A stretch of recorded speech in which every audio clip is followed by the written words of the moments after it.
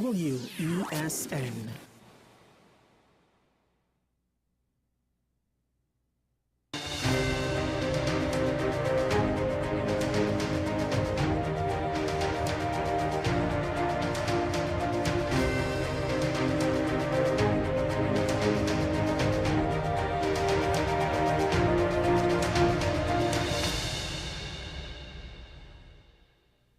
Hello there, and welcome to AM Prime on WESN Content Capital. I'm Keaton Shaw. Thank you very much for joining us for this edition of the program as we continue with our post-budget analysis. This morning, I am joined by former Minister of Energy and Energy Industries, Carolyn Seepersod-Beechen. Good morning, Ms. Seepersod-Beechen, and thank you very much for joining us on the program. Good morning, Keaton, and good morning to your viewers. Well, Ms. Seepersod-Beechen, we will get into the conversation, particularly with energy and the sale of the refinery later on. But this particular budget, a deficit of over $5 billion, it's pegged on a conservative oil and gas price, according to the Minister of Finance. But from your point of view, overall, was it a good budget, or did you have difficulties digesting that 5-hour presentation? First of all, let me say thank you. It's a pleasure being here this morning. And again, a pleasant good morning to all your viewers. But to start with, let me first say that I thought with the budget itself, there was a lot of expenditure items. My problem with consecutive budgets with this administration is that I don't seem to see the plan of action. We don't seem to understand the vision, the strategy. Recognizing that the budget is a one-year fiscal plan, an action plan. I don't see how they come together as a strategy in terms of achieving some strategic goals.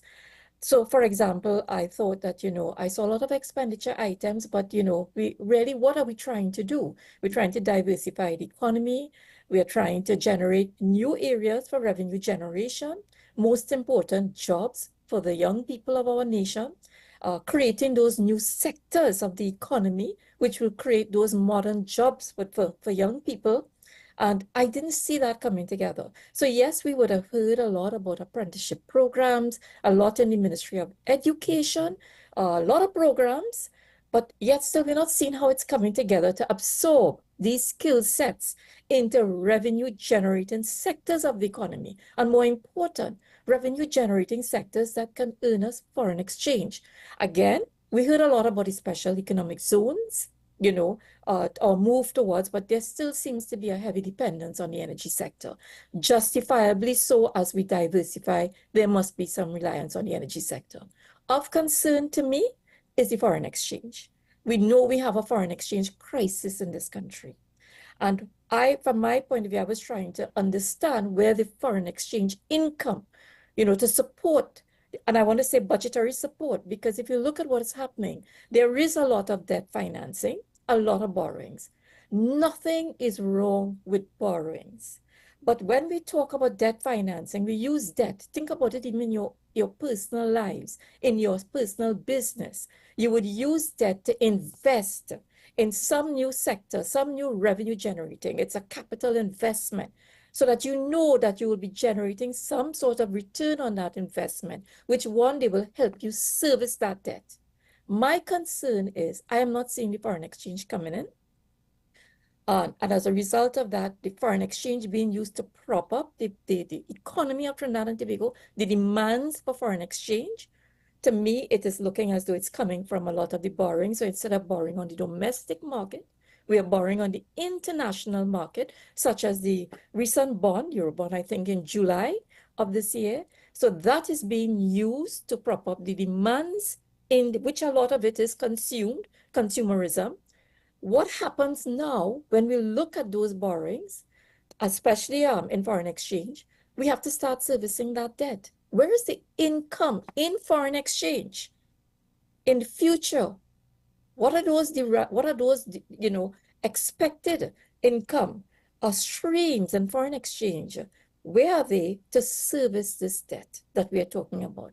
Because once we continue to consume the foreign exchange with nothing in sight in the future in terms of income streams in foreign exchange to service the debt, the interest payments on this debt. And I wonder what part of the budget itself will be used. At one point in time, we used to see that breakdown. How much of our foreign exchange is being used to service our debt and our international or foreign exchange debt in foreign exchange? So those were my concerns. Of course, there is also this issue of the administration, the ease of doing business, the bureaucracy, productivity, modernization. I mean, a lot again has been said about all the online payment systems and, all the e-services, but yet still we see long lines to pay property tax. And to pay property tax, one would have imagined that we would have been able to use the same TT Connect and the online payment systems to facilitate, instead of these long lines at revenue offices. Ms. Pasavich, and there's something very important that you mentioned in particular at the beginning of your response, and that is the budget plan is a 1 year fiscal plan. Now, yes, one could argue that this is a 1 year plan in regards to expenditure, but as you went deep into your response, you spoke about revenue generation. Is it short-sighted to say that this 1 year plan also focuses on revenue generation? I could understand this is our projections in respect to expected expenditure, but if we're talking about Trinbago's economy and looking for the better part of it coming into fruition from mid 2027, second quarter of 2027, is it short sighted to just have a 1 year plan in that regard? Well, your 1 year plan is supposed to fit into, this is a 1 year action plan that fits into an overall strategy, a long-term plan, short-term, medium-term, and long-term. I think my problem is that we're not seeing how this action plan will link to the higher goals of your strategic plan, your long-term plan. So yes, I can understand that we will focus on, but I'm not sure this year's plan did focus on revenue generation. I'm not seeing the linkages between the expenditure item to be able to contribute to that revenue generation. But you did mention a very important point, and that's the 2027. I think a lot in the public domain has been said about, the Prime Minister's comments on, and I think that is linked to the whole Manatee project that is expected to come in, the gas from that cross-border field, which is now no longer a unitized cross-border field. It's now, that was terminated, and it's now just gas generated from the Manatee side, which is about which has a reserve about close to 2.7 TCF. But even that, it's not, I'm not sure that it is exactly going to be in that third or fourth quarter of 2027, the calendar year that is, or the last quarter of that fiscal year. I'm not sure, because these things are unpredictable and uncertain, and we can't expect to see the effects of that Manatee project right away. It will take time to ramp up. My other concern with that, if I may say this, is that a lot has been said about that 2027 Manatee project, but we have to understand as well there could be declines in our own gas production. There's that natural decline that we have to keep compensating for. Now, in that regard, if this is what you're saying, yes, we have not diversified. We are in the process. One may argue that we are diversifying, although there are those to suggest that we are nowhere near where we should be, because it takes approximately 10 years to start an industry. That's according to a couple of economists who have appeared on the program. But in that sense, you said it's understandable why it is that we're still pegging our budget on oil and gas. And I would get that in the sense that that is still really our major production hub for Trinidad and Tobago. Non-energy exports make up a large part of the market now. But that being said, even in respect to the minister's projections in terms of oil and gas price for next year, I think US $77 and 85 cents a barrel for oil, and US $3.59 per MMBTU in respect to gas. What are your thoughts on his estimates? But I thought if you look at what's happening globally, I thought the oil price a bit high.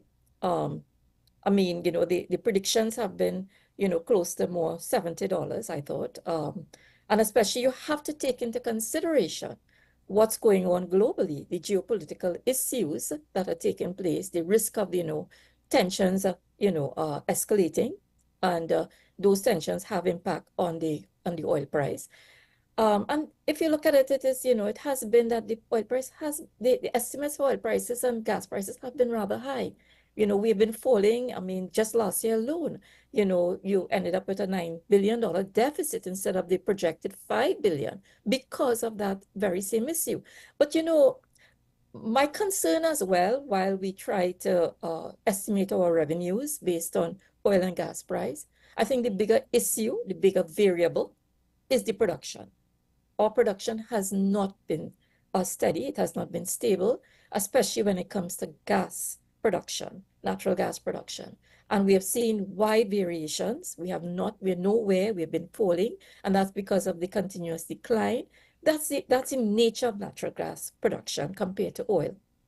As soon as you start producing, there's going to be that natural decline. So you always have to try to be compensating.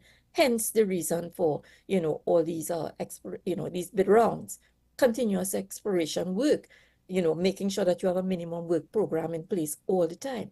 Now, I mean, I must commend the government.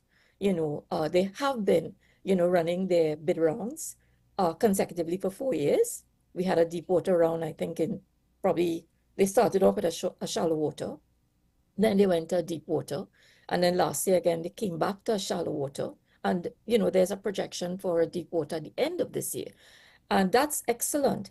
I mean, a bit late. It's something that we were advocating for quite some time, getting very aggressive with your bid rounds, because if you don't have bid rounds, continuous bid rounds, you will not continue to learn, especially when we're talking about new frontier, the deep water area. That's how we're going to get data. That's how we're going to understand more and more. Look at, for example, what's taking place. We hear a lot about the Calypso project, but those blocks were awarded since 2010 to 2011. That bid round went out in 2010 when I was Minister of Energy.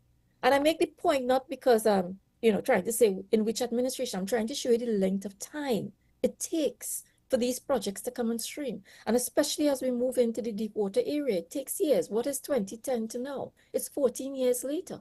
And we're still not near production. We're still in the development phase. We've just, basically completed the exploration work, and you're now trying to do your appraisal plans, assessment plans, appraisal plans, and moving towards your market gas development phase. And then, all these phases take time. So even what they're doing now in terms of these bid rounds, don't expect to see results anywhere near. Plus, from what I've observed recently with these bid rounds, I've looked at the model production sharing contracts that they're issuing, and they've extended the time for exploration work. So, they've added on years because they realize that it is what, it is what it is, because we're going into new frontier to give the international oil companies more time to be able to do exploration work. So that in itself, we're not going to see any results from these bid rounds, and this is the nature of the energy sector. It's very long term. In that sense, so I understand your skepticism of 2027, but even if, in respect to the production contracts, the production sharing contracts, if the time has been extended in respect to exploration, what does that suggest about our future and our reliance on the energy sector? Could we continue to peg our budget on the energy sector if this is the case currently? As you mentioned, you gave an example, 2010 is when that bid round happened, but up until this point, it's still in the exploratory mode. Production has not. It has moved beyond the exploratory, the exploration. If that is the case, what does that suggest about Transvago being able to continue to peg our budget on an oil and gas price? Correct. And we continue to rely, and I think that's the difficulty. We continue to rely on the energy sector. But the energy sector revenues should have been used, in my humble view, more and more of it should have been used to make investments in those new revenue generation sectors. Listen, as far back as 2010, we predicted all of this, and even before that. This is not new. The analysts will tell you this. We expected all these structural adjustments to take place in the global energy sector. So this is not new to us. It's not that it's happening today. We knew that we would be moving towards 2050, the net carbon zero. All of these initiatives were there from before. We've been talking a lot about renewable energy replacing. There was the whole issue of accelerating your exploration work because many countries all over the world have accelerated their programs because they expect hydrocarbons to, at some point in the future, will not be, will be displaced by renewable energy technologies as those renewable energy technologies become even more, feasible, economically and technically feasible. So we have to appreciate that as well.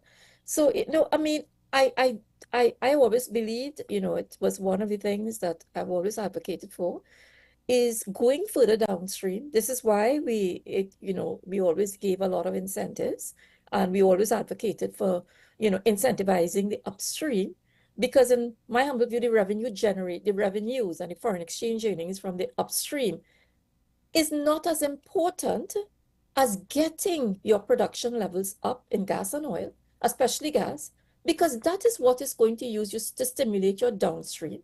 And let's face it, there's something called a knock-on effect in the downstream sector.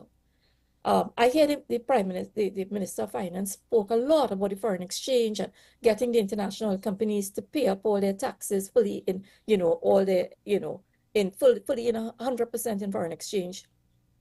And not, I think he was referring to the whole issue with the VAT bonds, where VAT bonds were issued and then converted into TT dollars and used to pay off their taxes. But the issue is if you look at your central bank bulletin reports, one of them I had analyzed a couple of years ago, and you'll see that knock-on effect. The real impact on if you look at the correlation between your foreign exchange reserve and whenever there is a hike in production of natural gas, which causes a downstream effect, an increase in production of ammonia and let's say methanol, those downstream derivatives, that is when you start seeing economic activity. That's when you start seeing employment goes up, the unemployment rate comes down. And as a result of that, you start seeing your foreign exchange moving up, the activity itself. So we have to understand, if you look at that kind of relationship between upstream and downstream, where do you want your activity? Probably it may be better to go to the bank with more gas reserves, more gas production, so that you could stimulate the downstream sectors, which will in turn have a multiplier effect in terms of economic activity. The minister said in his presentation that over $50 billion have been invested in our energy sector. And he made the argument that this is a sign that Trinidad and Tobago still remains an attractive province for investment in energy. Do you agree with those statements? Well, I mean, it depends on what you're comparing it with. Are you comparing it with other countries? Are you comparing it with former projects? I mean, yes, there was a time when Trinidad and Tobago was the country in the Western Hemisphere with probably the highest foreign direct investment in its energy sector. Are we still there today? How are we competing with other countries for foreign direct investment in our energy sector? Where are we today? I think I would have liked to see more data on that to understand how competitive our fiscal regime is compared with other jurisdictions, because that will tell you how much how much investment will flow. And again, too, he's speaking a lot about investments in the upstream. We haven't had any investments in the downstream at all, which is where we actually see the economic activity. Keita, if you look at downstream is where you're going to get all your middle management jobs. That's where you get your technology transfer. That's where you get your service industries. That's where you get the impact, the most impact. So where is that happening right now? So whilst I understand, and it's a good sign, and I think a lot of that investment, as he pointed out, came over the years because they have been running bid rounds and awarding production sharing contracts in those areas, in those blocks. So yes, we will expect to see, once you have bid rounds, you are going to see investments in the upstream sector. But is it not the Bid rounds case? with awards, by the way, bid rounds with awards. Is it not the case though that even though we're seeing a decline in production of oil, that even in respect to LNG and LNG products, we are still seeing some activity there taking place? That is really what we have relied on because that is the only sector that seems to have had some sort of growth. But Am I I think correct in making I that statement? well, if you it depends again on what you're comparing it with. Mhm. Is train one operational? No. Although massive investments were made into train one, that's not operational right now. They're looking for gas to support train one. And they're hoping that when Manatee comes on, that is where the gas will be able to go into train one. Where are you with trains two, three right now? And train four? Where are we? Where are the production levels at this point in time? It's at its lowest. As is happening in the downstream sector, in the petrochemical sector, we are the lowest right now. I mean, I don't think your natural gas production, you're not supporting the full 100% capacity in your downstream sector at all, including LNG. I mean, the minister spoke a lot about restructuring of Atlantic LNG to be able to give us more revenues or more benefits that will redound to the country, to the citizens of this country. But yet again, that is so vague. We still do not understand what has been renegotiated. Was it, were the contracts reopened to allow this renegotiation? What were the sweeteners? What were the, what is it? What are the new benefits coming out of the new arrangements? I mean, yes, what has happened before, I mean, one of the issues that we had was a big issue, which is I don't know if we'll have time to get into that, but it was all had to do with swapping because those contracts were tied to certain international markers, Henry Hub, the Spanish markets, and those markets, those market indicators were, they had their declines. And because the contracts were tied to that, our net back pricing for LNG back to the wellhead, did not reap the kind of prices that we were looking for. That's correct. And there were always discussions about reopening those contracts to vary. But again, too, did we fall back into the same trap of tying them to international market? These markers, which are always, these are volatile market indicators. Now, the thing is that I'm moving forward with the conversation because of time. I really want to get into the conversation of the sale of the Point Spirit refinery, but I will tell you that when it comes to the restructuring of Atlantic, though I am aware that last week Friday there was a ceremony in celebration of the restructuring of Atlantic. I'm not entirely sure myself what the definition of that restructuring actually is. So I think we are both in that same position, having not necessarily a clear sense of understanding as to exactly what has been restructured. What has Uh, been renegotiated, eh? yeah. There's a Uh, restructuring. Let's not confuse the issues. There is a restructuring of Atlantic LNG itself in terms of its operations to improve its efficiencies. I mean, that's taking advantage of all the developments, emerging best practices, and so on in the industry. But what are the renegotiated terms and conditions of those contracts to allow, these improved benefits that they keep, speaking Precisely, but going up? precisely, but as is with most things, uh, we will be the last to find out if we ever do find out. Well, the You know, energy sector is supposed to be open and transparent, huh? That's something that we had established some time ago. It is supposed to be open and transparent because the resources of this country, the hydrocarbon resources belong to the people of Trinidad and Tobago. But supposed to be, supposed to be. But moving forward now with the sale, the lease of the Point Superior refinery, the minister indicated that during a third procurement process, which was handled by Scotia Investments USA, there were 10 bids that were received. Of the 10, three have been identified as preferred bidders, which the government will now go through that process. One includes a locally based enterprise, I think that's Chromium. Then there's also one from the United States of America and one from Nigeria. That being said, this is something that has been prolonged.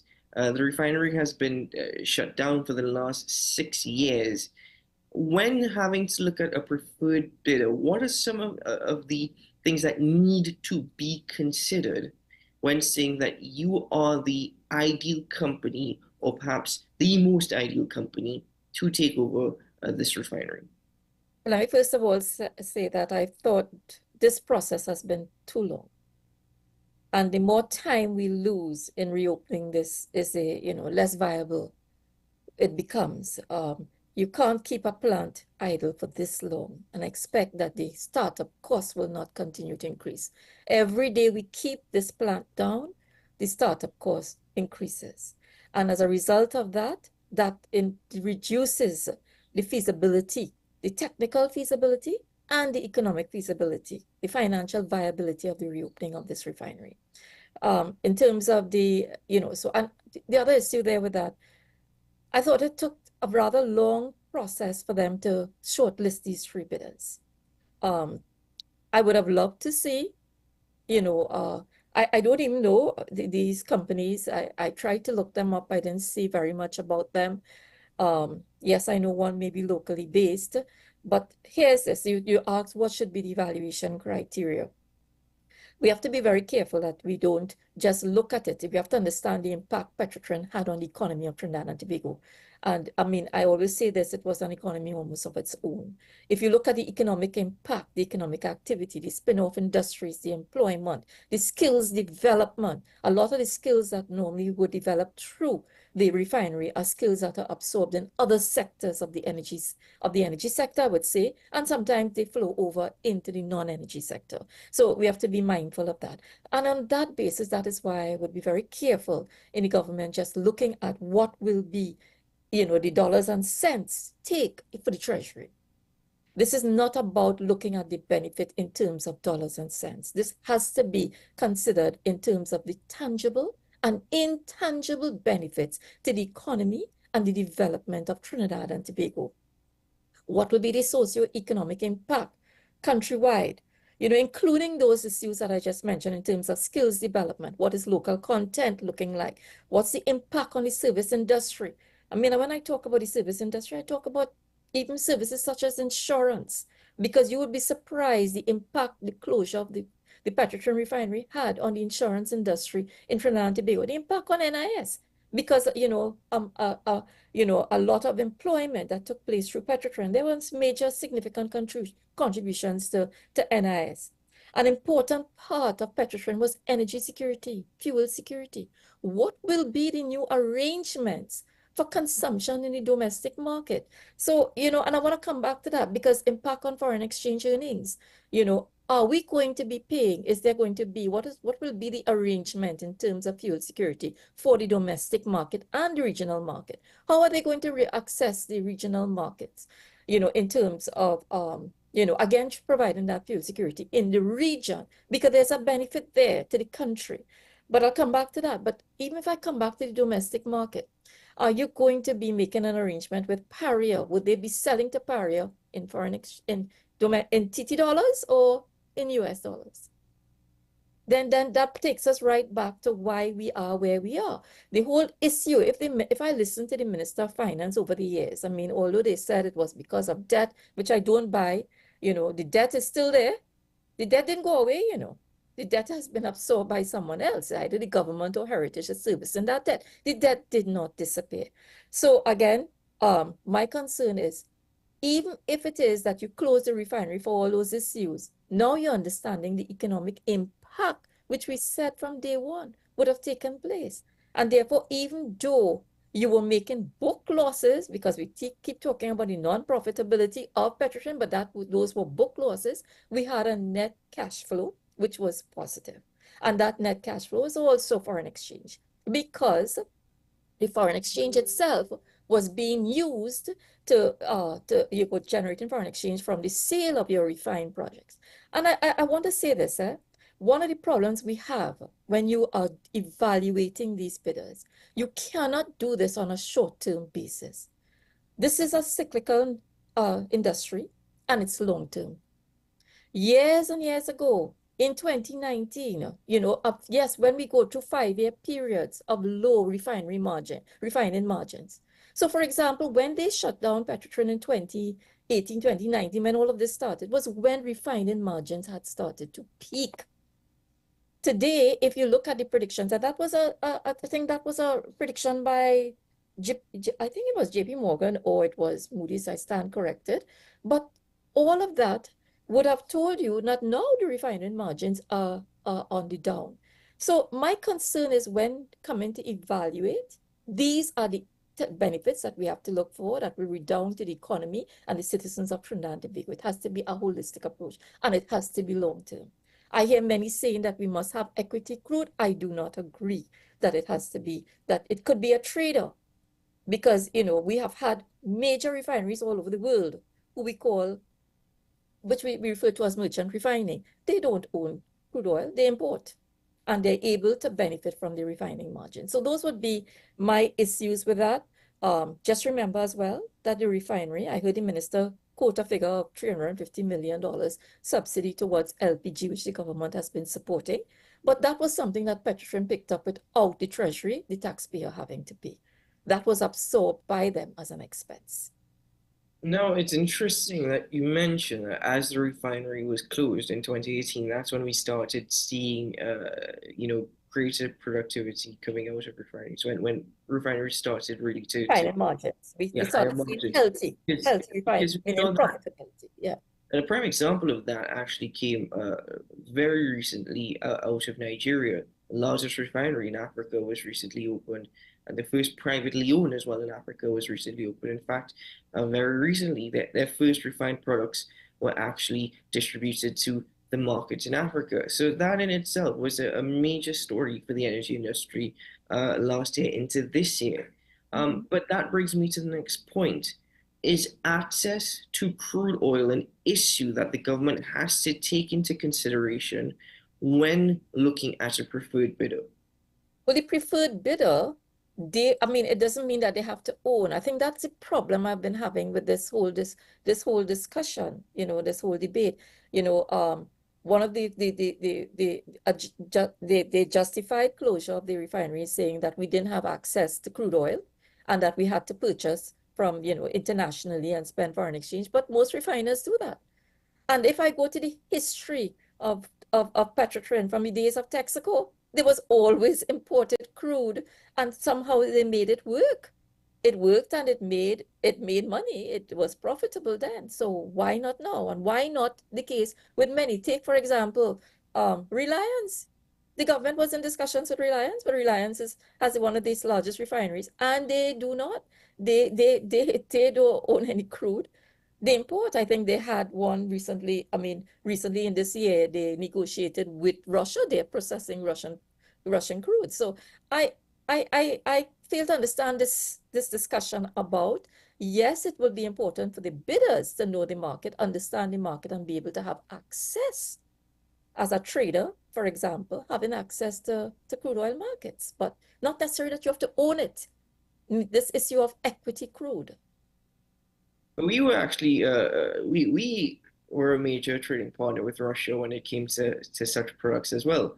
But in that respect, though I understand what you're saying, this is going to be a capital intensive investment. So bearing that in mind, does the government actually have to give incentives to the next bit? Again, speculating here because not a lot is being said to us at this point. Correct. I would imagine there would have to be some incentives because let's start up.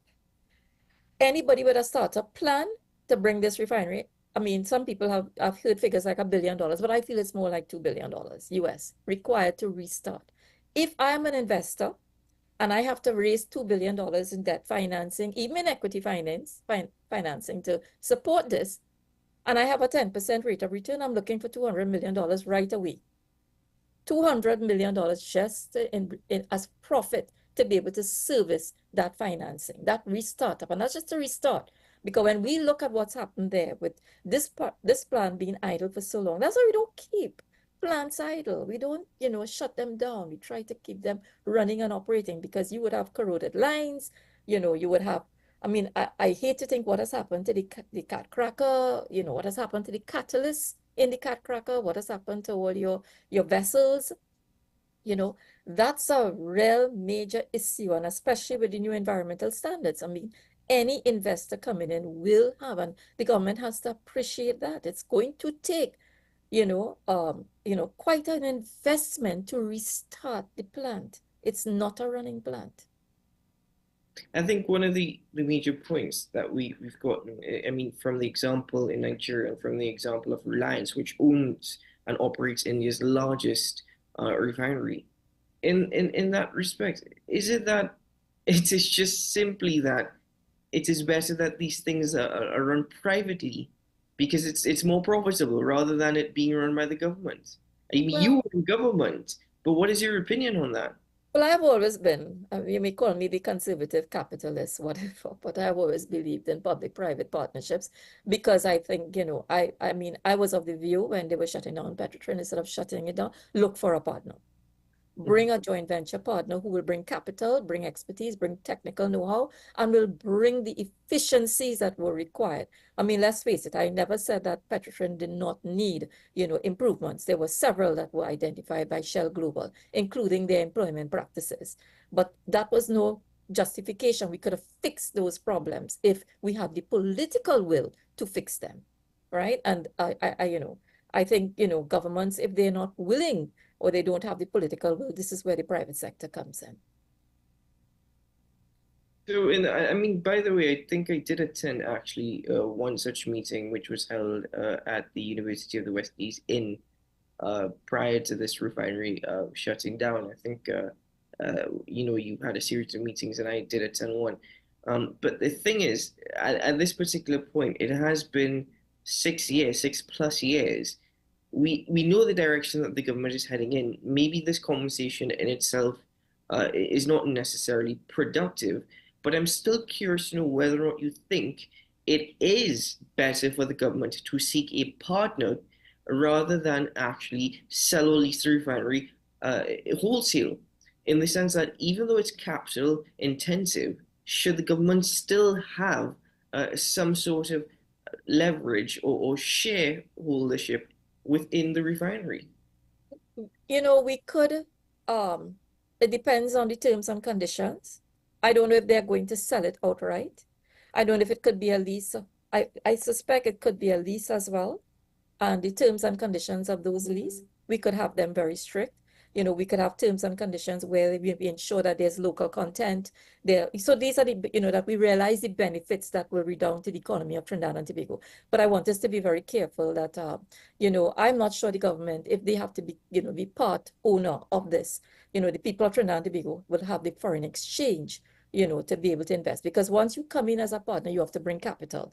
At this point in time, as you would note, we are strapped for income.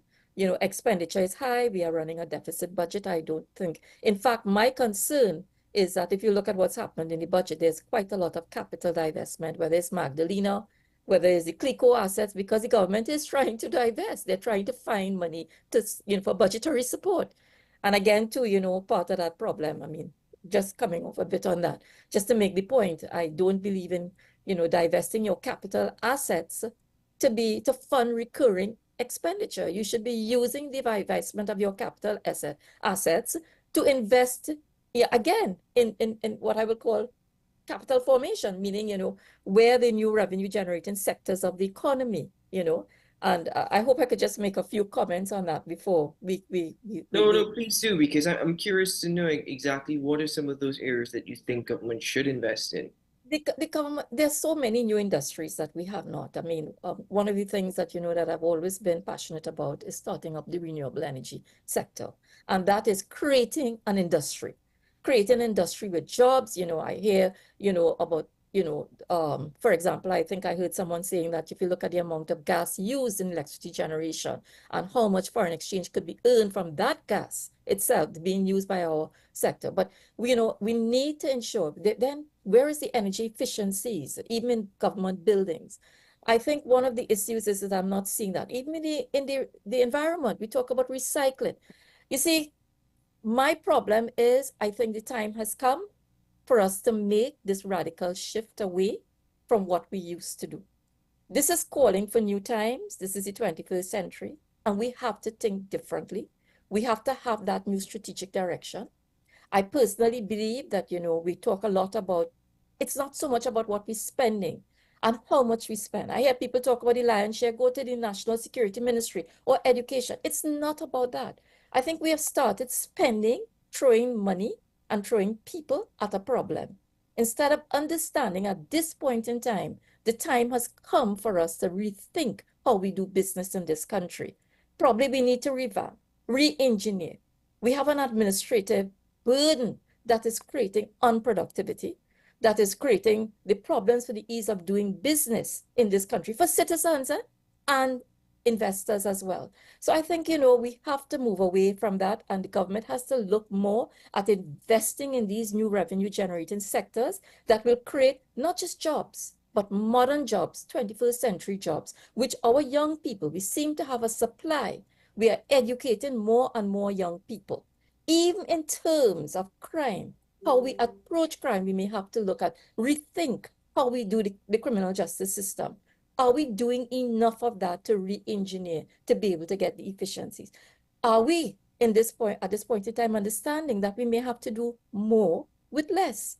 How are we maximizing every dollar spent from the Treasury, every taxpayer dollar, to maximize the value to the citizens of Trinidad and Tobago? Probably we need to achieve more with what we have. So are we investigating that? Are we analyzing that? Are we projecting to do this? That is some of the things that I think we need to look at. I feel we have to become more data-driven in our decision making. And that means having access to data, which is something that we don't seem to understand. I'm an advocate for getting back into the open data forum. I don't believe the freedom of information. Freedom of information means I have to go pull the information from government. Open data means I throw the data out at the citizens who can help us analyze and participate in governance of this country, which could help the government as well in terms of moving forward. Data collection is a major issue here in Trinidad and Tobago. So access to data is a problem, but data collection in itself seems to also be a major problem. As Carolyn C. Prasad Beechan, this is where we bid farewell for now, but I want to thank you very much for your time this morning and for joining me on the conversation. And thank you for sharing your thoughts and opinions, not only as it relates to our budget, but Trinidad and Tobago's outlook when it comes to our economy. Thank you so much for your time. Welcome. It was a pleasure here, and a special good morning to you and all your viewers. Thank you very much. All the very best. A pleasure indeed. Take care. Ladies and gentlemen, I do recall that when Colm Inwood was first appointed as Minister of Finance, there was a headline that on the front page of the newspapers with the Minister of Finance to an extent saying that we only had 3 days of funds left in the Treasury to run Trinidad and Tobago. And it's oftentimes, I think, that if he, as Minister of Finance at that point in time, was able to actually pull TNT out of a situation where we only have 3 days worth of money to finance our country, for our country to operate. If he was able to do that, that is miraculous. And so he very much has the mind and the will to get a lot of miracles done. He can make miracles happen when it comes to our economy. So let's see if that can happen within the next 2 years before the second quarter of 2027, when we hope that these promises in respect to our energy sector come true. Let's take a break here on the program. We will return shortly as we continue with the conversations. Stay with us.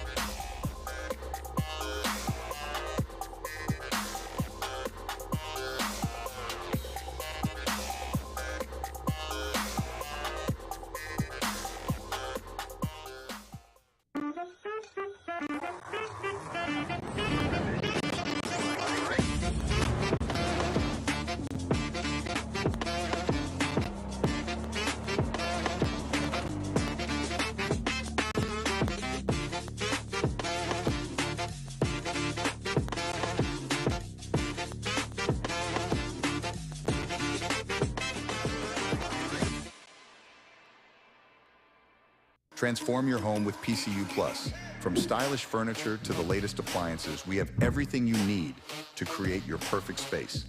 At PCU Plus, we offer fair prices and affordable financing options that are cheaper than hire purchase agreements.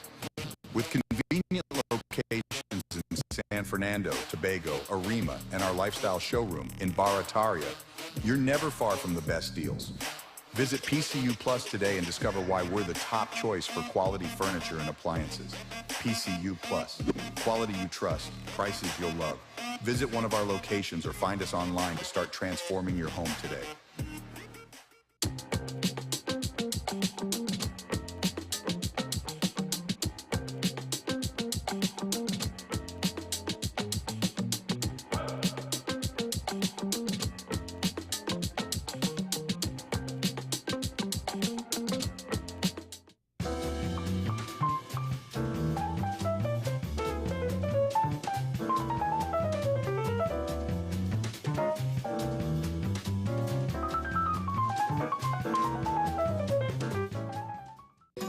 Take some time for yourself or spend some time with the family at Sandy Point Village Hotel. Enjoy our various studio and suite apartments, self-contained with their own kitchenettes and Wi-Fi. We also have our famous 100-foot swimming pool and our beachfront restaurant, the Steak and Lobster Grill. And our location in Crown Point puts us near the center of activity from the nylon pool to the local nightlife. Call us and make your reservations at 639-8533, 389-2378 or email us at sandypointvillagehotel@gmail.com. The home of Caribbean content is growing and we welcome you to be a part of the #1 platform for young personalities who are driven to make a positive impact in society. As we continue to reach every corner of Trinidad and Tobago through our daily broadcasts, our social media pages, or through our 75+ digital billboards across the nation, contact us to learn about our competitive rates via marketing at wesncc.com or call us at 628-5835. WESN Content Capital, television with a difference. Join me, Dr. Nalini Kokram, on What's Up Doc, where we discuss all your burning questions concerning health. Trinidad and Tobago is among one of the highest risk group of patients that develop this form of genetic breast cancer. What I'd like to take home from a short interview like this, screening. You must screen. Because it's silent. It's silent. Yeah. And because it's silent, you don't know it's there. What's Up Doc, every Tuesday and Thursday on WESN Content Capital. Every word, every line, every paragraph depicts a real moment in someone's life. A father, a sister, a mother, a brother. We at Newsday are dedicated to you, the people, and through independent, unwavering journalism, strive to always bring your stories to life. Because your stories are more than just words. Newsday, independent and credible. Pastor J, I want to get a tattoo. You really respond to me. Respond to me how you would respond to me. The first question I'll ask is why.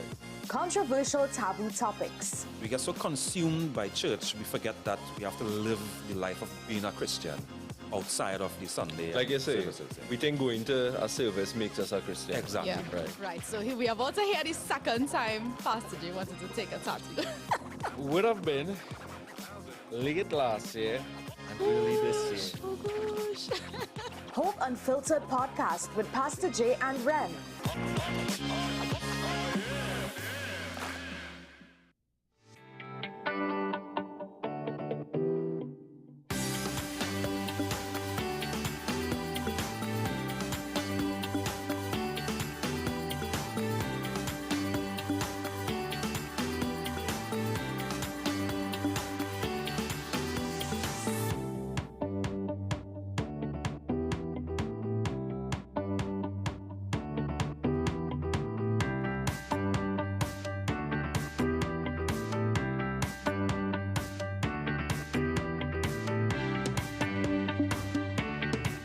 This is Face of Sports, WESN Content Capital.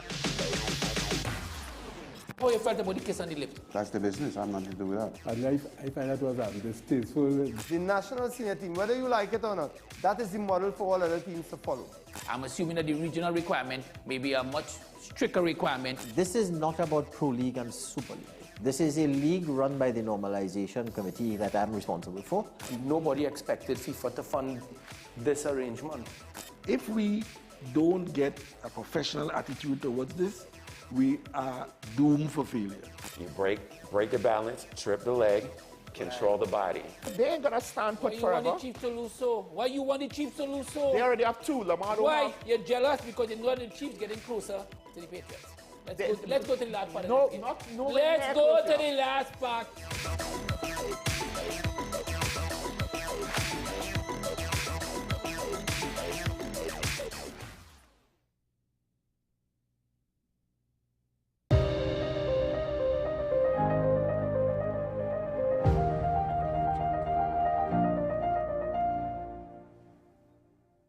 Welcome back to the program, ladies and gentlemen. Thanks for staying with us this morning as we continue with the conversation, focusing now on Tobago.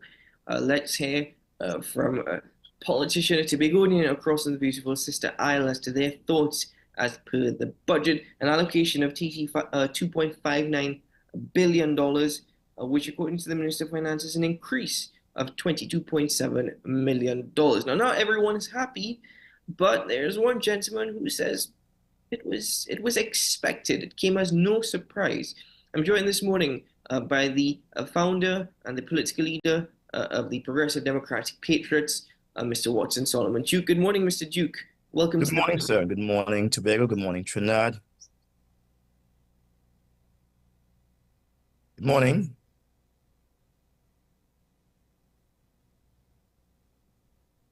Will I hear me clearly?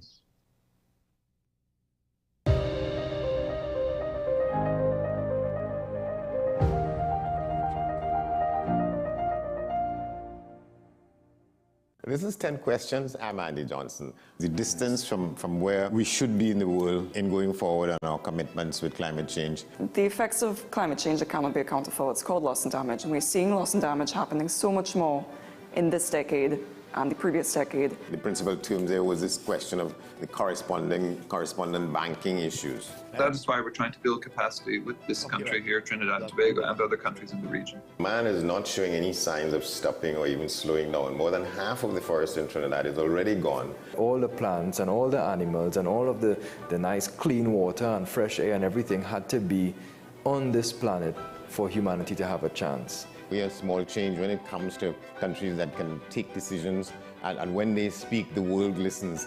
The General Assembly is a very democratic forum. And Trinidad and Tobago has the same vote as Canada, in spite of the obvious difference in size.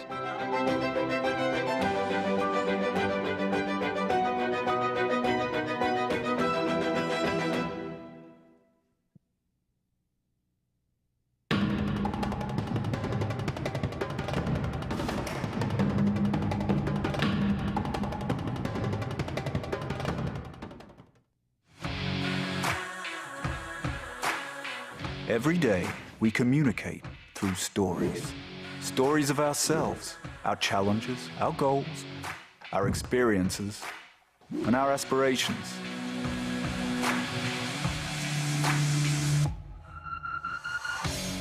Storytelling is an art that we have mastered.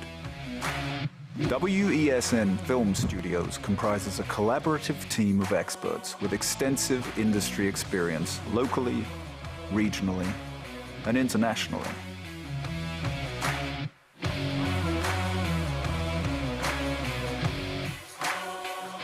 The ability of your business to successfully communicate with your preferred audience depends on the strength of the stories you tell.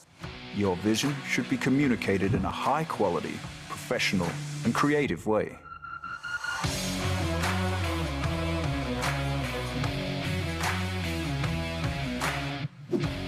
From concept to post-production, advertising to film, multi-camera productions, live events, streaming, and virtual conferencing, we are WESN Film Studio. Let your own unique voice be heard and your vision realized. Call us today at 628-5835 for your next production.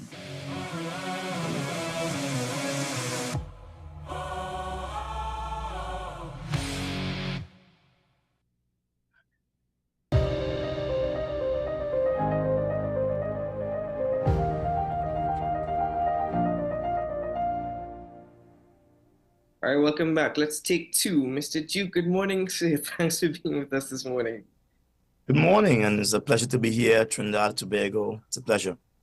All right, Mr. Duke, let's get straight into the conversation. You described, according to media reports, that you thought the budget was good, actually, and you thought that the theme of the budget was quite powerful. I mean, could you please expand on those thoughts? Could you elaborate a bit further? Well, that was sarcasm in its best form. When I said I liked the budget, it meant I didn't like the budget. And when I said that the team was good, I meant the team was obviously not good. This is a lost government administration.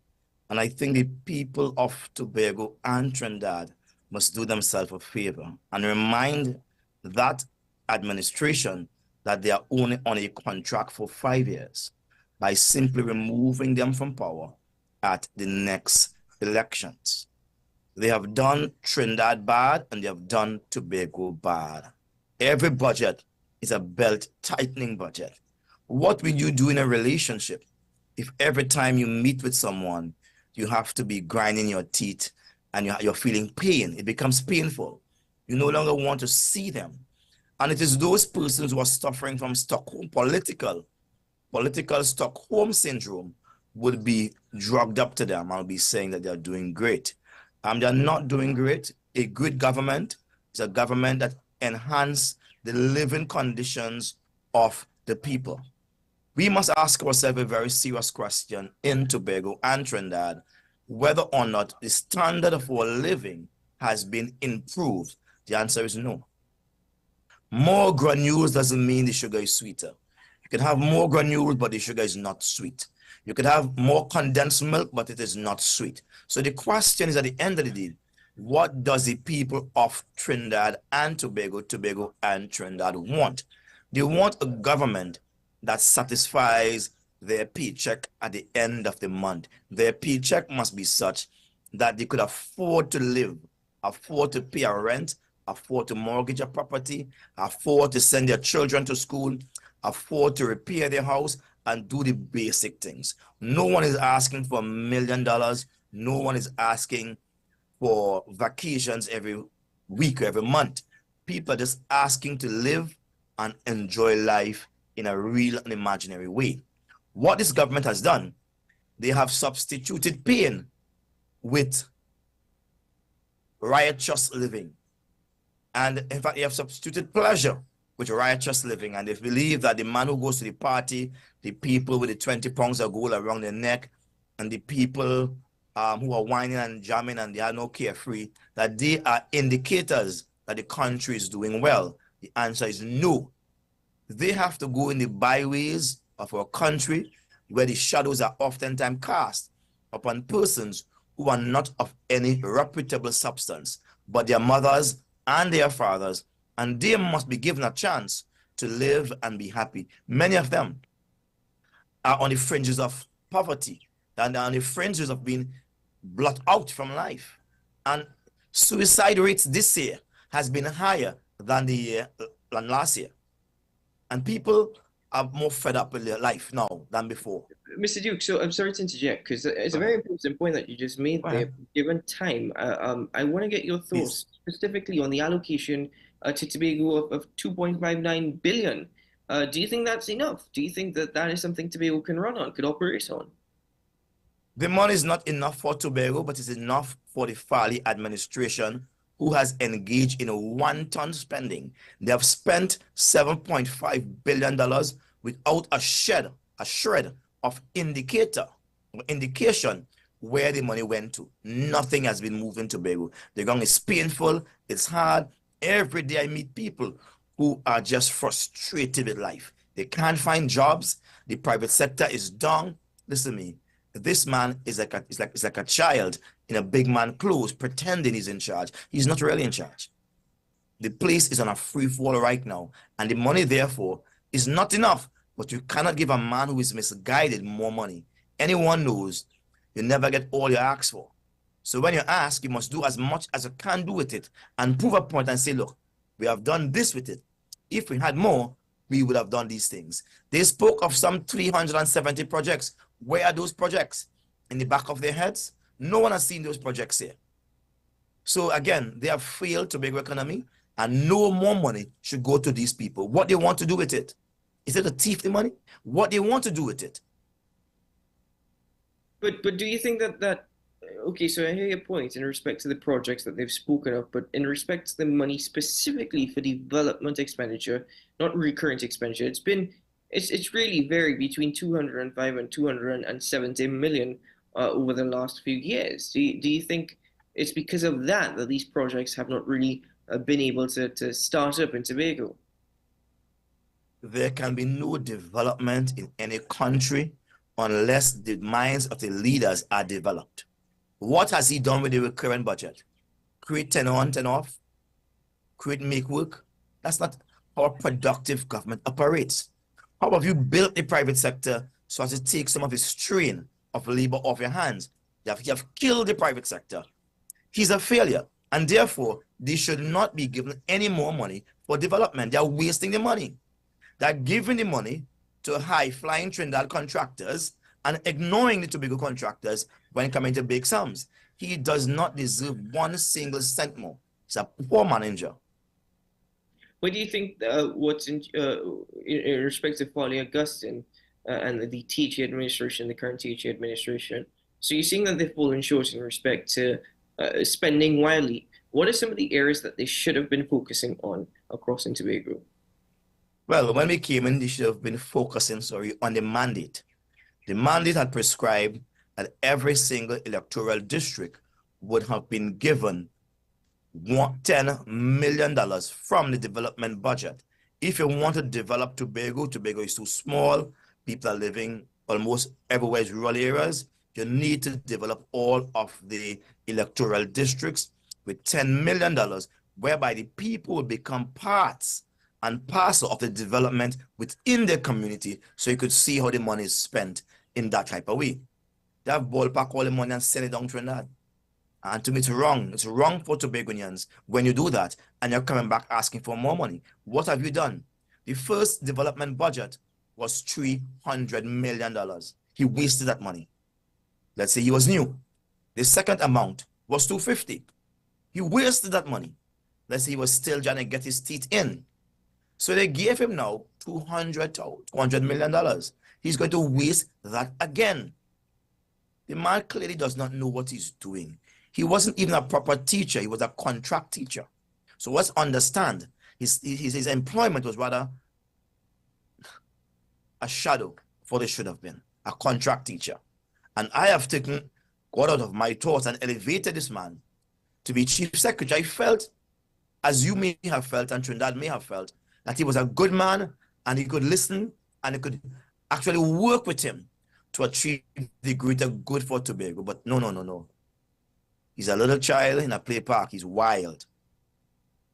Putting politics aside for the moment, in respect to the opportunities for Tobago and avenues for generating revenue and stimulating Tobago's economy, what do you think needs greater focus on? I mean, if you were in that position, where do you think the money should be spent to generate revenue for Tobago?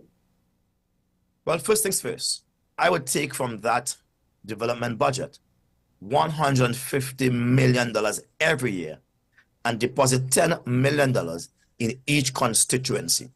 That money has to be managed very rigorously and vigorously and meticulously to the point where the development must be reflected in the community every year. At the end of 4 years, you'll have $40 million of development within the constituency, and everyone will have something to point to. No one could ask you where the money went. The money would be reflected in the community. All right? Secondly, I would develop the private sector. Our private sector, they are struggling, whether it be tourism, whether it be agriculture, whether it be just retail business, they are all struggling. You would have to sit and talk with them, find out where it hurts and where you need to apply the soothing balm of government financing and policy to assist them. That has not been done. And I could go on and on and on. You have to look at the future. So your children's education, you want to ensure that you have done something worthwhile to ensure the students who are leaving the schools in Tobago are on par with the students of the Caribbean, the best of the best of the Caribbean. And that means that you are dealing with continuation of this generation to the next one. And so we have to do things like that, basic things like that. Everything boils down to human resources, everything, human resources. You have to focus on human resources. Utilizing your formula though, of 10 million for each district in Tobago, 150 million, which is very interesting actually. Wish we had more time to get into that. But if you utilize the maths from this year, that'll leave the THA with just about 55 million for its own development agenda. Do you think that in itself is sufficient? Do you think that the More than sufficient. Let me tell you this. The role of the THA is to serve the people. And if you develop the people, what else you want to do again? Serve their own pocket? Serve their friends in Trinidad? What do they want to do? We are saying, if we take care of Tobago, then Tobago is satisfied. And what Tobagonians want is to see development within their community. Tobago must win. We have to win. We have been losing. We have to win. There must be a day when people recognize Tobagonians are intelligent people and they need to see tangible outcomes from the money that comes into the treasury. We have seen none so far, and a big broad smile from Fali Augustine and his team. Well, finally, Mr. Duke, do you think that Tobago is winning or will win with the airport expansion project and the government's RFP for a 5-star internationally branded hotel on the island? Do you think Tobago is winning there? Well, first of all, let me say this. We are not enemies of progress in Tobago. We welcome the airport. We welcome a 5-star hotel in Tobago, but we do not welcome the government bullying us and tell us that is what they want for us. We reject that, and we will fight against that 5-star hotel. I'm saying it now. We will fight against that 5-star hotel because you have a right to come to Tobago and let us decide which 5-star hotel we want. Regardless of whosoever the government is in Tobago, we must have that responsibility on behalf of our people. They can't send things down to us from Trinidad. We don't want that. We reject that. We are not slaves. Neither are we their puppy. The government in Trinidad must respect that. What is your criteria, though, in respect to the 5-star hotel that you want for Tobago, Tobago wants for itself? What's the criteria? Well, Tobago people has to be satisfied. When we talk about any foreign company coming to Tobago, we want 3 things. We want win. The first win must be we want the organization to win. They must have value in their investment, or else they will not invest. So we're going to give them a nice concoction of benefits that they would accept.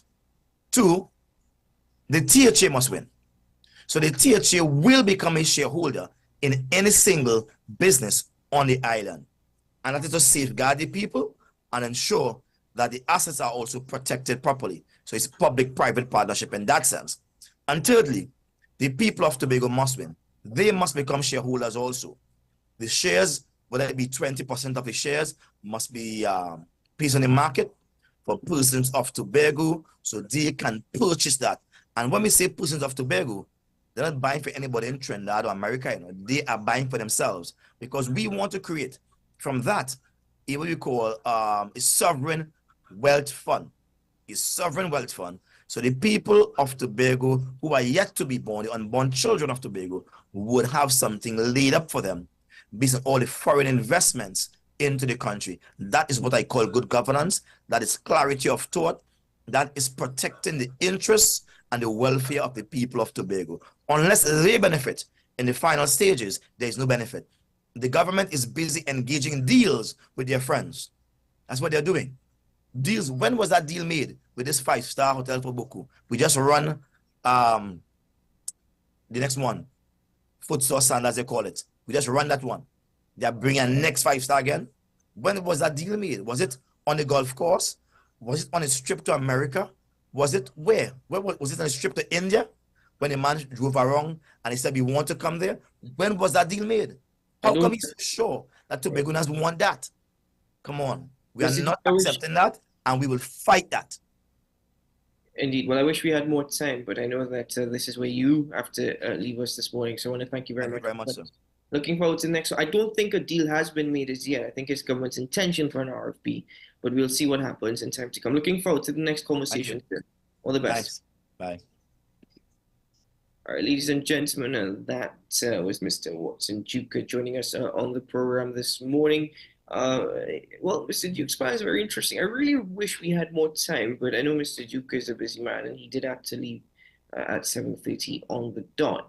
But his plan, or what he thought was the better plan, $10 million for each district across Tobago, that was very, very interesting and something that we should expand on and focus on. And I wonder how much that also ties in to what Dr. Varnish James has previously said about focusing on communities and community councils getting the recognition and support that they need in Tobago, because that is the root of economic stimulation. But beyond that, though, seeing that $50 million is enough for development expenditure because, a government or an administration was voted in to serve the people. You will have your thoughts and opinions on that. Folly of gusting spending widely. I'd love to speak to more Tobagoans to get their thoughts and opinions on this particular issue, but we heard it from Mr. Duke this morning, sharing his thoughts and opinions. Well, ladies and gentlemen, that's it for AM Prime. Thanks so very much for joining us on the program this morning. If you are interested in reaching out to us, please email us, and you're seeing it on your screen right now, amprimewesn@gmail.com, or you can contact us at 628-5835. That's 628-5835. Contact us or send us an email, and we'll certainly try to get in touch with you for any inquiries at all as it relates to the program. But to my entire team at the station in Ryan Gomez Burke and Milewood for all their continued hard work in ensuring that the show goes live, thank you very much. And of course to Naomi McNish for her hard work in production. Of course, we thank her as well. To you, the viewer, is to a great day ahead. And Keaton Shaw reminding you, today is a good day to have a good day. Look out for some more stimulating conversation with Talking Point right around the corner. We'll see you again very soon. Bye-bye.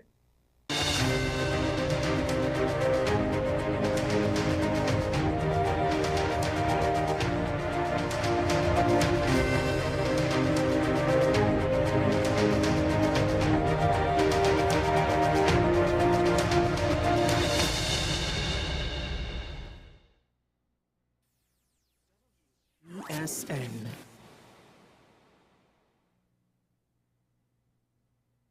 The home of Caribbean content is growing, and we welcome you to be a part of the #1 platform for young personalities who are driven to make a positive impact in society. As we continue to reach every corner of Trinidad and Tobago through our daily broadcasts, our social media pages, or through our 75+ digital billboards across the nation, contact us to learn about our competitive rates via marketing@wesncc.com or call us at 628